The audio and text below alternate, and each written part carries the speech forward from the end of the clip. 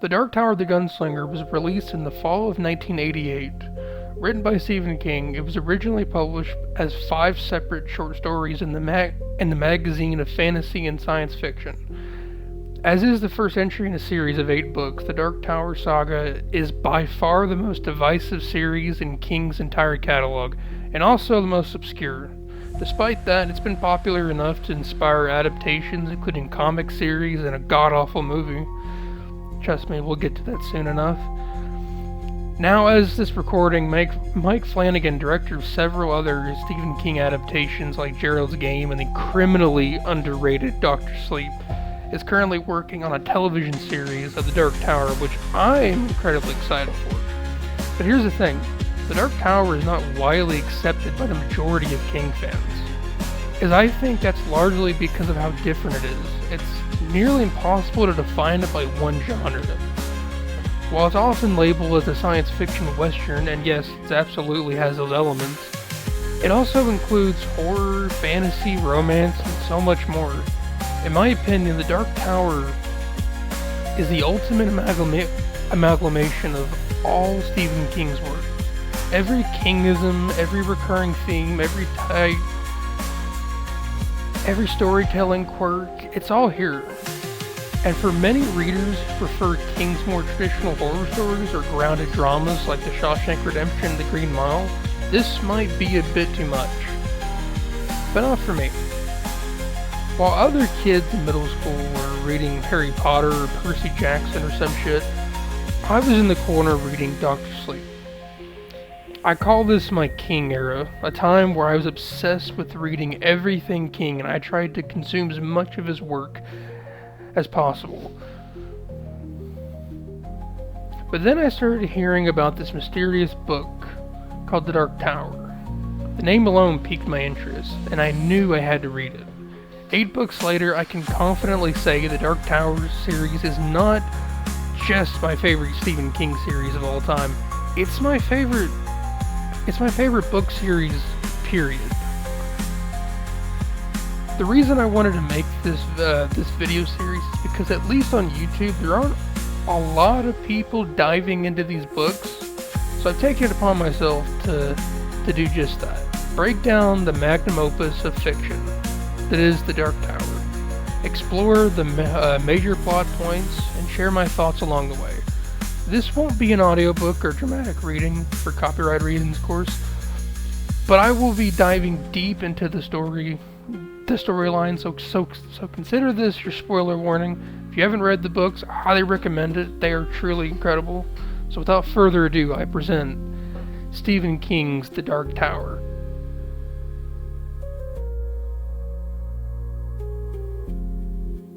The man in black fled across the desert, and the gunslinger followed. This is the first line in the entire novel, in which is one sentence. It clearly defines the goal of the gunslinger: to pursue the mysterious and menacing man in black. Roland Deshawn is the last gunslinger of his world. A world very different from our own. A world that has moved on. He was trained from a young age by his teacher Court in the deadly arts of marksmanship, survival, and superior observation. The gunslingers are often referred to as King's Jedi, but I've always seen them as more as Arthurian knights, sworn protectors of knowledge, order, and enlightenment from a bygone era known as the time of Arthur Eld. The sacred duty is to stand against the constant threat of the Outer Dark, a chaotic and destructive force currently led by the Crimson King. At the age of 6, Roland was taken from his parents, Stephen and Gabrielle Deshawn. He was put under the care of Court. By the time he turned 14, Roland was ready to take the test of manhood, a brutal rite of passage where a young apprentice must defeat Court in single combat. If he succeeded, he would earn the title of gunslinger. If he failed, he would be sent west in disgrace, exiled from his home and destiny. Roland passed the test in an unexpected way by using his hawk David as a weapon. It was brutal, clever, and unconventional, but it proved that Roland had what it took to be a gunslinger. Now Roland is on a journey to reach the Dark Tower, a mysterious, towering structure said to be the linchpin of all reality. Its true purpose is unknown, but it holds immense power, and Roland is determined to reach it, no matter the cost. For most of the book, Roland is on the trail of the Man in Black. The exact nature of the relationship is left vague, but it's clear that if the Man in Black reaches the Dark Tower, or gains control over it, it could mean the end of Roland's already dying world, much of this novella follows Roland as he treks across a vast desert. Later arriving in the desolate town of Toll, he's a wore-down man riding a tired old mule driven by obsession and duty. In the first book, Roland embodies the classic stoic cowboy archetype, cold, quiet, and relentless, reminiscent of Clint Eastwood's character in The Good, the Bad, and the Ugly and other spaghetti westerns. The Man in Black, however, is one of the most sinister antagonists I've ever encountered in fiction. He is the son of a powerful sorcerer and goes by many names throughout Stephen King's multiverse. If you read The Stand, you might recognize him as Randall Flagg. The Man in Black is a sorcerer, a trickster, and a prophet of destruction. He often disguises himself, changes identities, and manipulates others through fear, temptation, and dark visions. He represents the outer dark, the chaotic force opposing order, and the tower itself. One of his most direct acts is what he does to the town of Toll. Walter, the Man in Black, passes through the town before Roland arrives and leaves it under a kind of spell.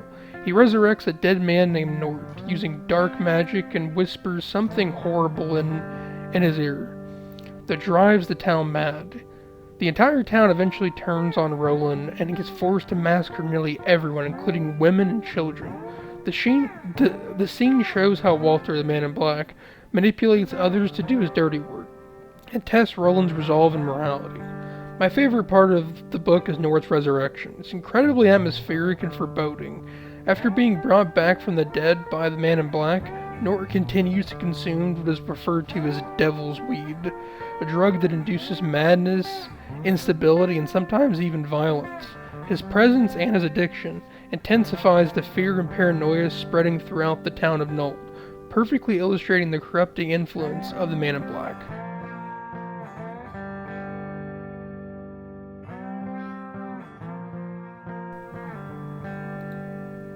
Toll is a small, dusty, and bleak town in the desert.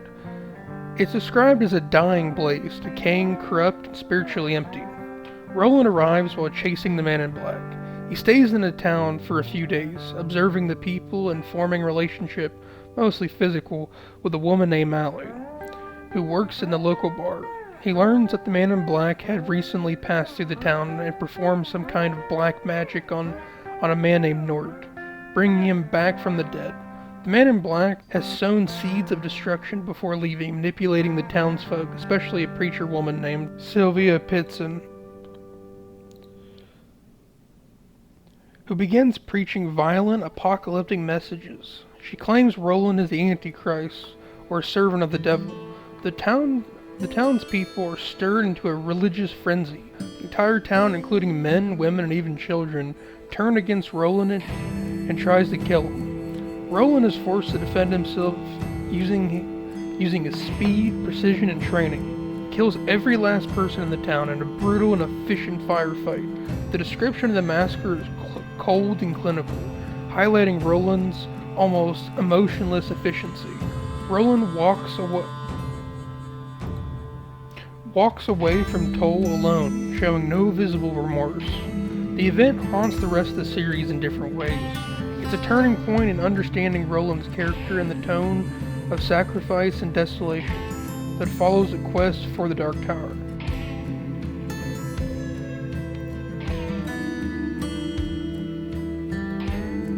Jake Chambers is an 11-year-old boy from New York City, specifically 1977's New York. He comes from a wealthy family thanks to his father, who is a television network executive with a bit of a fondness of booger sugar. Like many children born into privilege, Jake has a distant, emotionally cold relationship with his parents. Despite being surrounded by luxury, he's essentially neglected, making him wise beyond his years and deeply lonely. Jake dies in his world, pushed into traffic and killed, and wakes up in Roland's desolate world. His death and reappearance are a result of the dark forces manipulating timelines and realities. Roland finds Jake in the desert near a way station and takes him along on his journey toward the Man in Black. Roland becomes a sort of surrogate father to Jake. Their bond is one of the highlights of the entire series. Jake isn't written as a snobby, spoiled brat, even though it would have been a little more realistic. He also avoids falling into the trope of annoying kid sidekick. Instead, Jake is smart and quick-witted, but he's also scared and vulnerable. Human. Stephen King never lets the reader forget that at the end of the day, he's still a child. Roland and Jake have been traveling together across a desolate, dying world in pursuit of the Man in Black. Along the way, they form a bond that resembles a father-son relationship. Jake, lonely and abandoned in his own world, finds Roland someone who protects and teaches him. Roland, long-hearted for loss and obsession, begins to care for Jake in a way he hasn't allowed himself in years. But Roland is torn between love and obsession, between being a father and being a gunslinger. Roland and Jake are following the Man in Black through a dark mountain pass at one point. They reach a narrow trestle bridge over a deep chasm. Suddenly, Jake begins to fall. Roland could save him, but doing so would mean letting the Man in Black escape.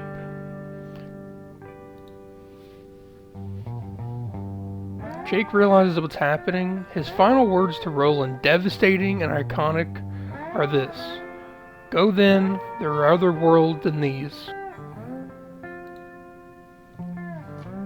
Jake falls and plummets to the abyss and dies again, as he had already died once in his own world, and been pulled into Roland's.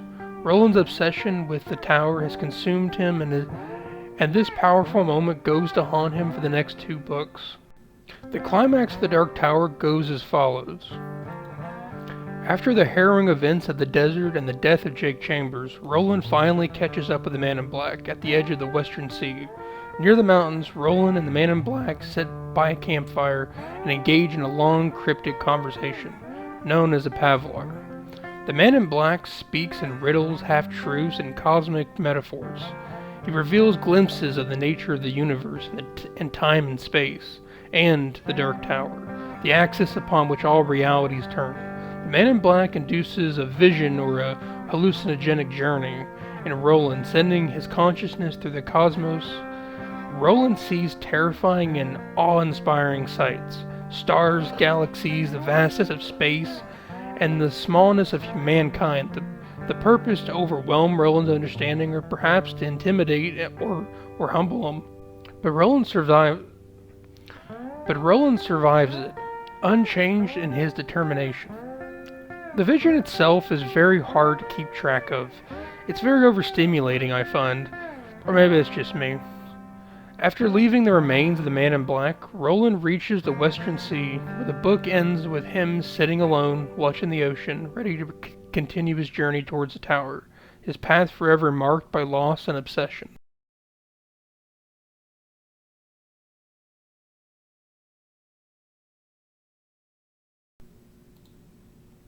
I've always found it funny that most Dark Tower fans online try to warn new readers about this book, saying, "Oh, just get through this one, the series gets better after the first." This is one of the worst things you could say when trying to explain why people should read these books. Is the Gunslinger perfect? No.